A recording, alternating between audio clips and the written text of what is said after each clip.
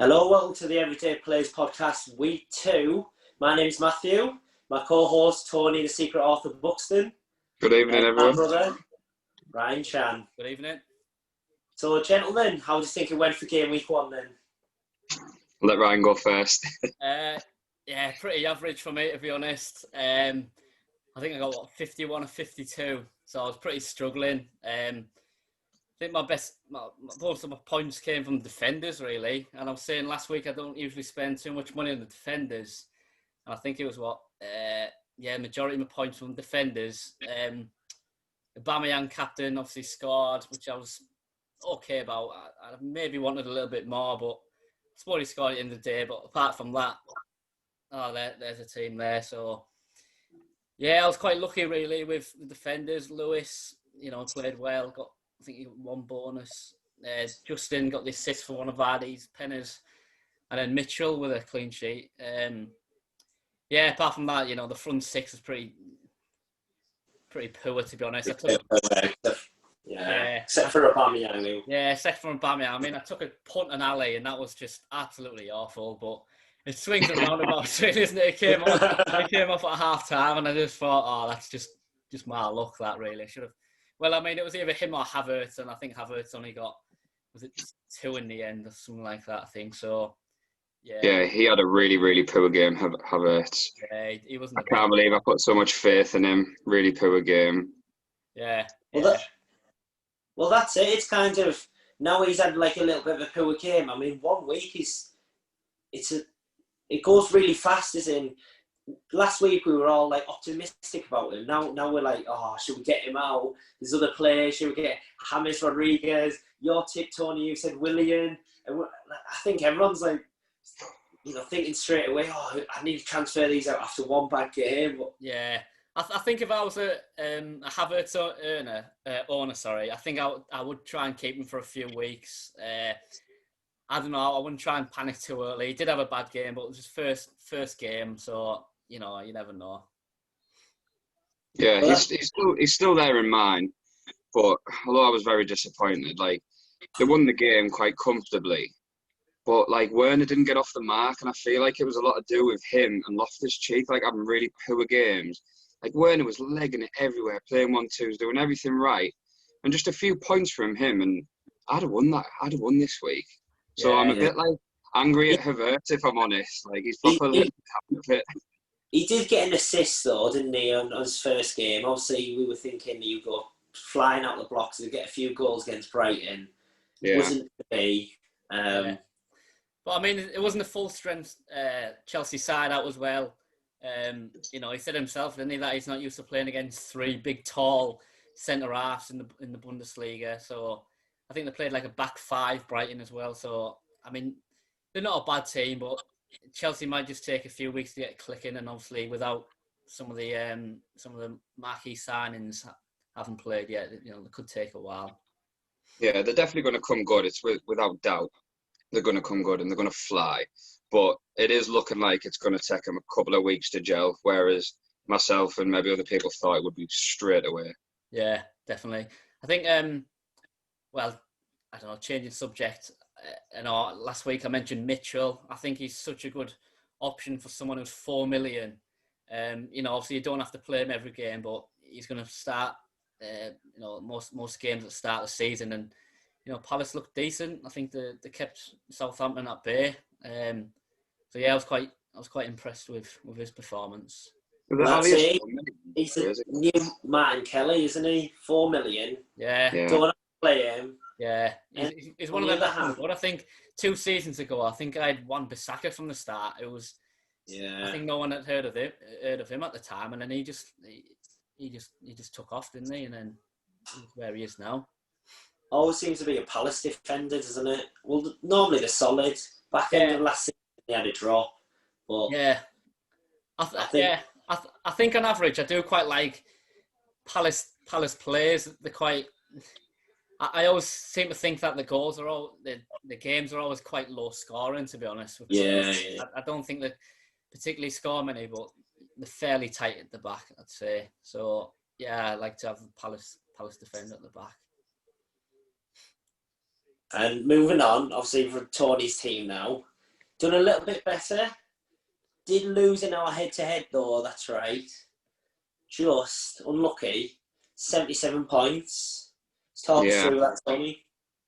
So, although you say I was unlucky, I was sort of like lucky at first because going into the next day, after the main day, I was 21 points down. I thought it was like lost. And then Sayas come on and he got me the clean sheet. He got me the goal. Just before kickoff, we missed like the first couple of minutes. I was with some of my friends and I said, if Sayas actually scores here, it'll be amazing. It puts me right back in. I turned the telly on and it was 2-0 and there was a replay and I was squinting at the telly thinking, who's that? And then I seen it was him, over the moon. But then got a bit of a break too with his defender, James, scoring. Yeah. And what a goal as well. Absolute beauty as well, wasn't it? Nah, it was rubbish, mate. Rubbish goal. I watched it on Now TV and I just, because obviously it was a little bit behind than other people's television, I just remember seeing a notification for a few, like, oh my God, can't believe this. A few more like expletives, like, you know, words we can't use maybe on here. Yeah, just a few. I was squeezing my head in front of the telly. I couldn't believe it. And then his assist. Nah, own goal that. What's that all about? I wasn't happy at all. Yeah. Wasn't happy. I don't know. At least Wilson done the business for you up front. Wilson? Yeah. Yeah, he got the goal. Obviously, Fraser, though, he didn't play, did he? 0 minutes on the Saturday. What I'm thinking with him is, obviously, during the week with the League Cup, he scored. But he came off after 57 minutes, and they were only winning 1-0. If he's got the goal, I don't know. I'm thinking there's like a fitness issue with him, something like he's not ready. He's going to take a couple of weeks to come into it. But if you remember, Tony and Ryan, he stopped playing, didn't he, after lockdown? So when they came after lockdown, he thought, oh, I don't want to get injured. Yeah, I might have another big contract. So he missed all them last 9 games. So he wasn't fit, where Wilson obviously played them. He probably came in quite fit. If you think, you know, Fraser hasn't played, obviously he might have played a friendly, but he hasn't played since, what, March? That was when, match fitness is before the lockdown, a long time.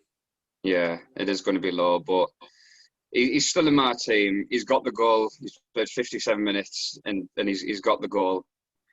I'm still tipping him. Maybe wait another week, maybe on another 2 weeks before you get him. And then he's going to be a regular star. He's got to be, hasn't he? Well, saying that about your tip, what happened with your tip with Willian? Because you backed him, and it was 12:30, and then I just remember, I think me and Ryan were at the park playing tennis, and we were just saying, oh, Willian assists, 3 assists there, but you hadn't picked him. No, I know. Well, like we spoke about last on the first episode of the podcast, I thought that he wouldn't break into the team straight away. Yeah. I knew he would do well, right? I massive faith in him. But I thought it would take him a couple of weeks to break into that team. You know what managers are like when they get a brand spanking new player? They want him to train for a couple of weeks and sit on the bench for a couple of weeks. Nah, he was straight on. So I was a bit gutted, but I was pleased that the tip was right. 3 assists on his debut. Amazing, man. Impressive. And I think that now, obviously, his price has gone up to 8.1. A lot of people. 0.1 causes some trouble as well when I was switching about. Actually, it gets in the way of that 0.1. Yeah, it definitely. They know what they're doing. The FPL. I think he's the 3rd most transferred in this week. So obviously he's in high demand. We've got West Ham at home, is it? So definitely another game. Yeah. You know, he can definitely bag a few, and you know, without doubt, he's going to start, isn't he, with his 3 assists. Yeah, I can see him being the number 1 player coming in for anyone who didn't have him already. Yeah. He's the priority signing now, isn't he? Yeah. Well, that's it. Obviously, West Ham losing 2-0 to Newcastle. They had a poor game. You know, a lot of people had Aubameyang. A lot of people transferred him out this week. Is he, you know, the main captain choice against, you know, West Ham, a favourable fixture, when otherwise in a game week 2, you know, fixture's quite hard. You got Chelsea, Liverpool, Tottenham, Southampton. I think as we sort of mentioned last week, I think people had a plan beforehand. Like I'm planning to transfer him out. I think next week, obviously, when the fixtures do get a bit harder, and I think that's what quite a lot of people will be doing. But he's also now he's the second most transferred out. Sorry, he's the second most popular transfer this week is Aubameyang to Kevin De Bruyne, which is pretty interesting. Yeah, I'd have definitely waited another week. Like you said, Ryan, that's what I'm doing. He is going, but another week in there. He has an easier fixture than Kevin De Bruyne does. Do you know what I mean? I'm going to get more points than Kevin De Bruyne in this next week. Yeah, I definitely think more potential with Aubameyang at home at West Ham than De Bruyne away to the Wolves. Quite hard. Wolves. Yeah. Well, yeah, that's the dilemma, isn't it? Because game week 2, now Man United and Man City are back.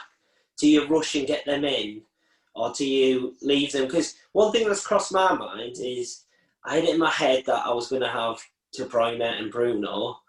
However, Man City play Wolves this week. But I'm thinking if I don't make this move now, I'll take the -4. But if I don't make this move now, one of the prices may go up because them two, they're the highest transferred in. Yeah. Close to, I think what's it, plus 300,000 each or something. Yeah. Between Bruno and De Bruyne. Yeah, 350,000 for Fernandes and 335,000 for De Bruyne. Yeah. See, that's flew up in the since this morning since I checked. Yeah. Flew up dramatically, and I'm just thinking there must be a price rise there. Do I take the -4? Or do I try and ride it out for another week? And I mean, I am a bit of a gambler when it comes to things like that. I don't mind just dropping the points. Obviously, that might not be the greatest advice. People might think stupid. I did think of price rise imminent for one of them too, but I think I read something like a lot of people are playing wild cards, so that might have a factor of why the price actually hasn't gone up yet. But if people are going to do it with Bruno, the time is now with Bruno, where, like I've just said, like me and Ryan are waiting for De Bruyne. But with Bruno, the time is now. Like, if your plan is to take Salah out and bring Bruno in, do it this week because they're playing Palace. You know what I mean? Man United are playing Palace, where Liverpool have Chelsea. Salah could still easily score 2 goals against Chelsea, but I favour Bruno more. I don't want to become reliant on Salah. Do you know what I mean? Yeah. Well, that's it. I'm saying we're showing my team now. I was planning to get rid of Salah, after game week 1. But now he scored this hat-trick. It's created a bit of a predicament because, he looked sharp. I know 2 were penalties, but, 40 points off a captain first week. Yeah. I mean, to be honest, looking at my team, the midfield and attack have not done that great, barring Salah. Yeah. Size has got more than the other 6. Yeah. He's got 15 to the rest, barring Salah, 14. Yeah. Which, isn't great. I'm not that impressed with my midfield and forward at the moment. So Salah kind of, held me back. Yeah, I think... probably done that for a lot of people this week. Yeah, I think the same thing again. I think a lot of people plan to take Salah out after the first week once, they play... Chelsea in game week 2, I think a lot of people were planning on taking him out, but I mean, he scored 3. It's such a dilemma, and you've got no reason to get rid of him. Basically, I think he scored 15 of his 19 goals last season at home as well. So I think that's definitely a big factor. But yeah, it's another headache for the fantasy league managers, isn't it? Why did he have to score a hat-trick? Yeah. Exactly. Even worse than that, why did my opponent have to have him captained? Yeah. Yeah. You should have captained him, I think. It was a flip of the coin, wasn't it? I captained Aubameyang, and even though he scored and I done like a roly-poly around the living room, it wasn't enough. Yeah. Leeds forever, doing my head in, mate, letting him score a hat-trick. Christ. Yeah. As I said on the last podcast, that I always have Salah on my team because I think he's such a threat. Like, I just feel like he can just get so many goals. It's unbelievable, especially at home, as I was saying earlier. And, the teams outside the top 6, you think that sometimes Liverpool just create so many chances. And he's always, the main man. Yeah. Yeah. Well, that's the dilemma of the year because I've had it in my head going into this, right? I might go Salah-less for this season. Yeah. But it's a big risk. I'm trying to go for squad depth. Then, but I'm missing a trick not having Salah, because De Bruyne could just get just as many points as well. Yeah. But Salah, I mean, they're in for Thiago as well. Will that create a few more goals for them? Yeah, yeah. With his vision and passing and the runs Salah will make, it'll work to his advantage on it. I think we'll just have to see on that one. We'll have to. Yeah. I think if he's scoring too much, we'll have to just get him. You two considered Sterling, because I feel like he's been slightly overlooked. Overlooked. I think he's only owned by about 4%. 4.5. Something. So yeah, it's got to be to do with the Man City rotation, hasn't it? Yeah. Like how many times people were let down last year by one of the top dogs just not playing and then losing by a couple of points. I lost in the playoffs of like a separate league, didn't I, by Sterling saying my triple captain right till the end. We were playing Bournemouth, whacked the triple captain on him. He didn't even play, and I lost like because of that. Just someone who finished like 6 places beneath me. Yeah, so I'm keeping clear of City all year except for De Bruyne. I'm not even touching them. Yeah, I can't afford it.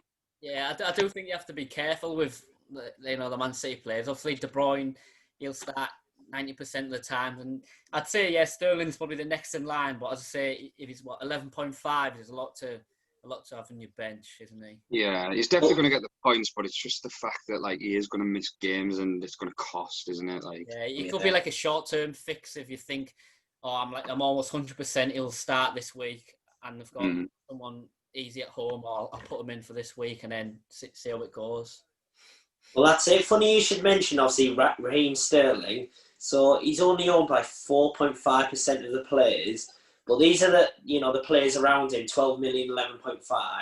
So as of this afternoon, on Thursday, 17th of September, De Bruyne owned by 30.5%.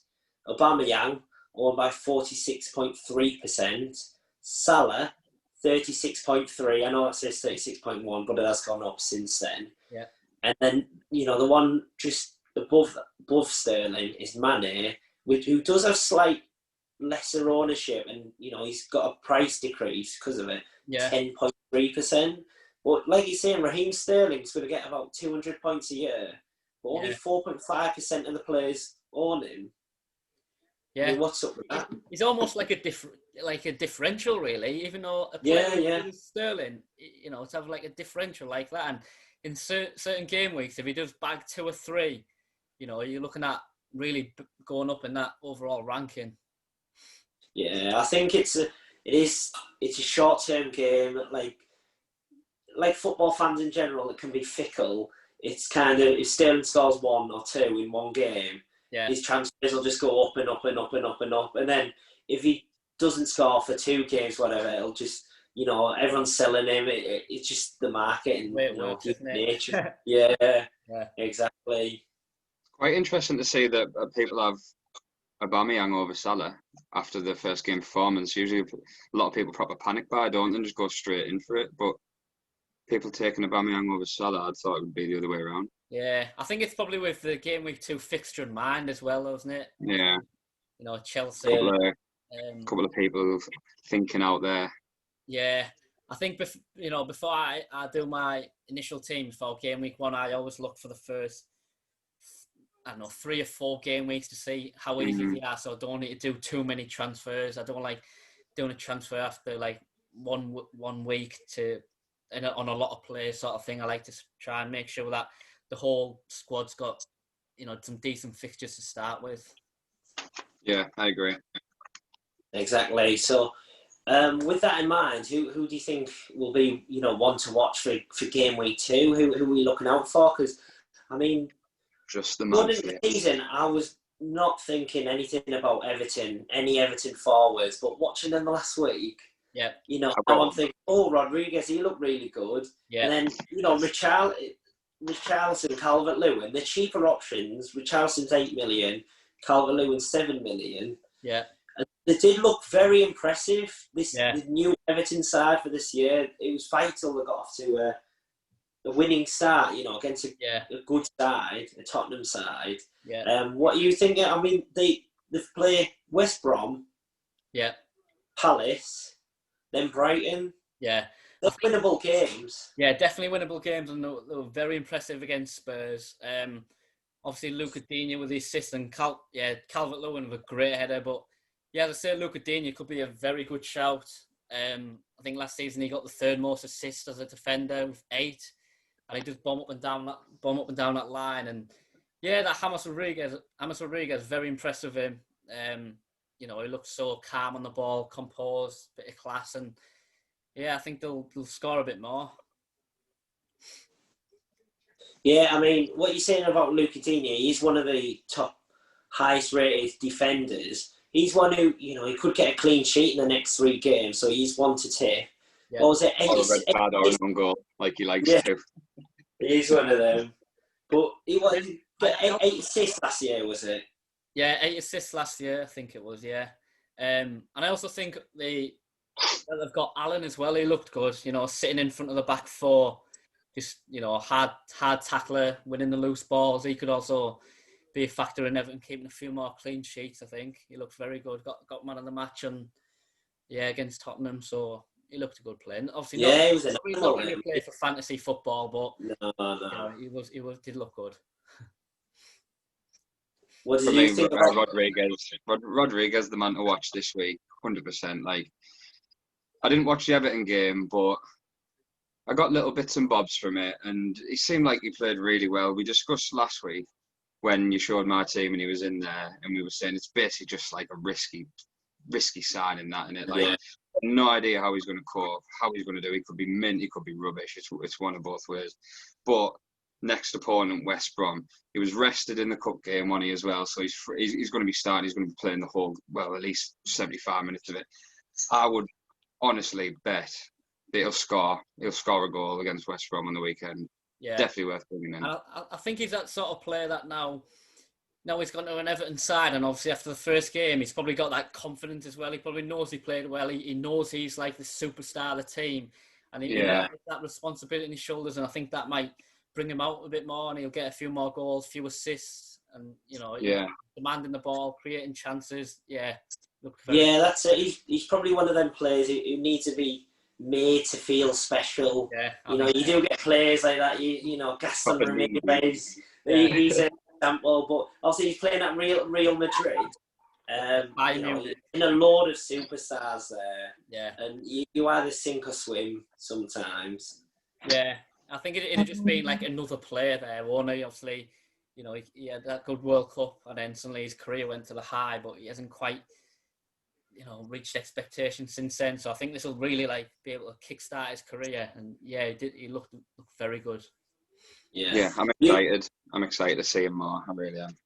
Yeah. The other player obviously I want to discuss is Greenwood, because he's in that similar price bracket.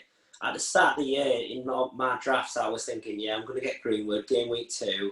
Yeah. Obviously, this little conundrum with the lockdown measures away in Iceland. Yeah. So will he start? And also the balloons as well. Yeah, that's it. But do you think will he start this week? Do you think Ollie might shield him for like a week, or what's the? I mean, I've got him on my team, and I do hope I think he will start. Obviously, it's good that they didn't play the first game week, so he is out of the limelight, and I think he had like a COVID test. I'm not sure. I think he might have been probably negative. So I hope he does start, and he's a good way of, getting into the Man United attacking line. Post lockdown, he was really good last season. But as I say, I just hope he's slightly out of the limelight now, and I just hope that Ollie does play him, because he will get goals. How much is he? 7.5. So he's jumped up a little bit, but obviously rightly so. He's so capable, isn't he? So capable. Well, I mean, last season I had him just literally the full season at 4.5, and then so it was almost like I got a third striker for free. Come the season when he started playing, it was just I had him there for that long. He'd been on my bench the full season, and suddenly I was thinking, I've got to play him. He was that good. Yeah, he's worth it. I don't personally have him. If he starts banging it in, definitely I'll get him. But I'm not starting off with him. I'm a bit unsure. I'm not too clued up on him, if you know what I mean. So I think he's got quite a low ownership, actually. I think it could be. Might be because the first week, isn't it? Yeah, his ownership will rise like mad. But I think to start with, I think people are obviously choosing. They might be upgrading to like Pulisic or someone like that, or well, obviously he's been, or James Rodriguez, as you say. So why was he missing, by the way, Pulisic? I didn't really know what was happening with him because I didn't see anything about an injury. I'm assuming it was because he wasn't on the bench or anything. He had pulled that hamstring, didn't he, in the Community Shield against Arsenal? Yeah. And I think really he was probably still a doubt, but obviously I think Lampard gave his press conference saying, "Oh, he's looking good." He's like, so they're giving the all clear on Fantasy League, but I think they're just being cautious with him. To be honest, I think they don't want to rush him back. He might be back next week. It might be the one after, but I don't think it'll be too long. But it probably just didn't want to rush him back. And I think he's definitely someone that I'm sort of looking at. I'm waiting to play. And I think that if Son doesn't start performing, at this point, I probably will get rid of him, and I'll probably get Pulisic, and I'll have 0.5 or whatever in the bank, and I might go upgrade someone else or someone like that, because I think back in the last season, I think he looked so good. He was such a threat, and obviously with the Chelsea attacking line, he might get played this season. Funny you mentioned Son as well, because another thing going around the transfer rumour mill, Gareth Bale back on loan to Tottenham. Yeah. What do you think about that? Do you think he'd be a must? How do you think he'll price? Because I've been looking at Twitter. They're thinking, it might be just priced 9.5, 9. Will he be a midfielder or an attacker? Or do you think he deserves 10.5, 11? Because I just seen that today. To be fair, I didn't even have a clue it was happening, if I'm honest. And I just seen it on Sky Sports that he went there for the full season. Straight away, I was like, just on with a fantasy, thinking I am actually going to get him if he comes. Like I am. I don't care what he costs. Right? He's guaranteed, and he's mint. Like he's absolutely mint. I might even have to sacrifice one of the big dogs for him if he's coming. 100% coming. I just don't see how anyone could not. Yeah. But what are you getting in for? What price? Any price or? Pay 100 mil, mate. Pay 100 mil. Take it all as long as he just scores. Yeah, but no, I know what you mean. I have no idea what price he's going to be. I reckon about 10, maybe even 10. I was going to say about 10. I think. Well, I spoke about this in my lads group chat. We said, what price range do you think would be? And if it was said, it was sort of between 9 and 10. And I sort of have a feeling he might be 10 because even though he hasn't really played much recently, I think he's got that he's been like a world-class star, and he's got that much potential that he could score so many goals. And I think that a lot of people will want him. I think that with the name, of what he is, he's been at Real Madrid, Champions League winner X amount of times. I think a lot of people will probably get him. So I think about 9.5, 10 midfielder, I'd probably say. It'll be like a battle of who gets him first, I think, because I think most people will get him. And when it's tighter in the league, it's who gets him first. And if he performs first, you get that little advantage over your opponent, don't you? Maybe a week or 2 weeks out of him. And then everyone has him. It happened to me last year with Fernandes. I got him straight away when he signed. Yeah. I got about 2-3 weeks of wins because of him. And then everyone was on him, and then he was cancelled out for the rest of the season, basically. Yeah. I think that's it. Obviously, it's another good option. I feel like this year, a lot of teams, they are a little bit different. I think back in the last season, I think I was playing against people now head-to-heads, and we had 7-8 players similar and stuff like that, and it's literally just the difference of who have you got as your captain and a few differentials you've got in your team. When I think now they've got all these players from 9 to 12 million, including Gareth Bale if he comes at. It's a bit, it's better that everyone's got the different variety, and it is. It really brings out who's the best manager, I think, in that. Yeah, it actually is. It's just about getting there first, getting that one little win.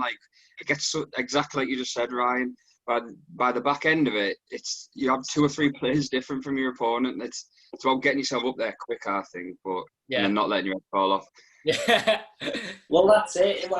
With head to head, it's total different kettle of fish, really. Because you could be doing well. I remember the first week. So he's just our league table for the first week. First week, I've done all right. So I got 84 this year. I got 81 last year, but I played you, Ryan, and I lost. Yeah. And then I played my opponent this week, who I'm playing, Ben. So big rivalry game, got to beat him anyway. But yeah, you have to beat him. I done he didn't do very well, but I done even worse. I only got 27, and he got like 34. Yeah. And I hit the panic button completely. Wild carded, load of rubbish. It was like Firmino and Barnes and things like that. It was just short term, and I couldn't get them out. And I basically just went on a roll, lost like my first 8 out of 10 games or something like that. And then I hit the panic button. Done a minus 20, I think, just to start my team out. Yeah, you weren't happy. You underestimated it, mate. Yeah. There's all the dads come in, all the family men come in, and we underestimated them all. And they smashed it, man. Yeah, that was it. So obviously, here's our results from last week. You so circled there. Tony had a hard game against the favourite, just lost by 7. But on another scale here, you know, a little bit unlucky on the spreadsheet here. You can see that 5th highest scorer. Unlucky there with a bit of a loss. Yeah, very unlucky, but it was just a trade of luck between us both when we both got jammy with defenders, so it was fair. And that's it. And, you know, they're the fixtures going in for this week for our league. Ryan playing the favourite. Taylor. Yeah, played him many times. You know, he's a very close mate of mine and a real fantasy league expert. I'm sure we'll have him on one of the podcasts soon to give us a few tips here and there. Yeah, and just a little bit of a shout out, obviously, to one of my mates who got 112 points this week. He did go for it. He did triple captain, but he did, play it very well. Obviously, it's head to head. Sometimes we think, oh, don't play it in the first week, but I mean, for game week ranking 1,375, I know it's only game week 1, but you'd be happy with that, wouldn't you? That's very impressive. Yeah, well done to Harry. Brilliant score. Yeah. Good scores from the defenders. Yeah, triple captain Salah, you can't go wrong. He won't shut up about it. He's bragging in all the messages, giving it big ins. Thank you very much. Thanks very much for the money. Come back next year. So game week 1. It's a nice big score, without doubt. It's a nice big score. At the end of the day, you want to get 3 points for the win. What's going to happen there? Yeah. No triple captain. Yeah. I think, to be honest, he only done it because we've got a few friends who are Leeds fans, and I think he just thought, Liverpool will smash Leeds, and it's worked out for him. So it's actually worked out well for him, hasn't it? That's it. It's ballsy. It's ballsy. Fair enough. It's probably the highest score I've seen, but yeah. Within our leagues, it's the highest one. Yeah. But I hope I draw you in the playoffs. Yeah. No, that's it. So, that's our thoughts going from game week 1 going into game week 2. Now, just got a little bit of a game again, just to finish it off. Ryan, you won the game last week. Yep. You both got pen and paper. Yeah, I do. Right, he's ready. Yeah, go on. So, I'm going to give you 80 seconds, so I'm going to time it. Yeah. What an odd number. Yeah, because I was thinking a minute was maybe a bit too fast, but fair enough. 2 minutes too long. Right, 80 seconds, so 1 minute 20. Yeah. So, I want you to name the last 10 players, write it down, who were the PFA Players Player of the year. What? So that's from the season just gone. Right. He won the award for PFA Player of the Year. Yeah. It goes to 2009 to 2010 because one player's won it twice. So, basically Player of the Year, but for fantasy football, not real life. No, for real life. Real life. Right. PFA. And do we have to say what year we're in? No, you don't have to say what year. You just have to write down the 10 names. Right. I'll tell you when to start. Right. Right, I'll just... So how many names in total? 10 names. 10 names. It goes back, I'll give you a clue, it goes back 2009 to 2010. Yeah. Just as one player's won it twice. Right. Right. 3, 2, 1, go. Some concentration on this. Yeah. Got the thinking caps on. Oh, it's in my brain.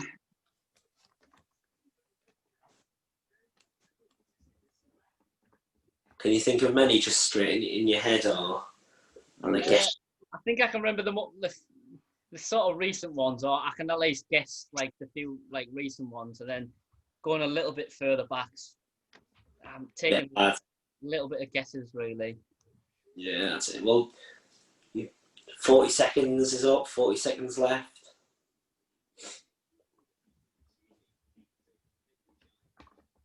Oh, my brain. Can't do it. Don't want to play. Nah, he's not one, is he?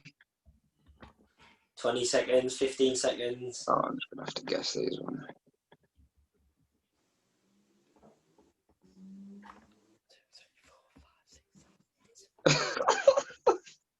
Five seconds. Right, stop. Pens down. Right. You put me. You put me out there against Statman. You give me stats. I'm not playing against Statman anymore. I'm not doing it. Fantasy football. So well, until you think of a few quiz questions or a game, that's what we're doing at the moment against Statman. It's all a joke. I've smashed him. I had the first 10 in the first 20 seconds. Right. Okay. So Ryan, I guess because you won last week, do you want to read yours out first? Right. I've actually only got 7 people, to be fair. Oh, do you? Yeah. Oh. I know, just guesses. All right. Yeah, right. I've got Kevin De Bruyne, Salah, Vardy, Van Dijk, Rooney, Vidic, Aguero. Tony, who have you got? Kevin De Bruyne, Salah, Vardy, Kane, Aguero, Rooney, Sterling, Drogba. It's tight. So the PFA players are Kevin De Bruyne, Yeah. Van Dijk, Yeah. Salah. So you both got that. Yeah. Kante. It wasn't Vardy, it was Mahrez that season. I thought it might have been between them two. I should have just wrote them down anyway. So. He's another. Eden Hazard. Oh, God. I thought of him when you were asking me the question. That's Luis Suarez. Oh. Robin Van Persie. Yeah. Gareth Bale, who won it twice. Right. And then, the last one, 2009 to 2010, you both got it, Rooney. So I've lost. So, I believe Ryan got 4, Tony got 3. This is rubbish, man. Who did Tony not get? I didn't have Van Dijk. Oh. Yeah, it wasn't Van Dijk. I put Drogba instead. 4 there, to be honest. But it's a bit hard on the spot. Hey. Yeah, I was thinking of players and I was thinking of bloody Marvin Emnes and that. My mind wouldn't work. I'll take the win. Yeah, that's it. Ryan ends that. He wins 2-0. Can Tony come back next week and win 3? Bye for now.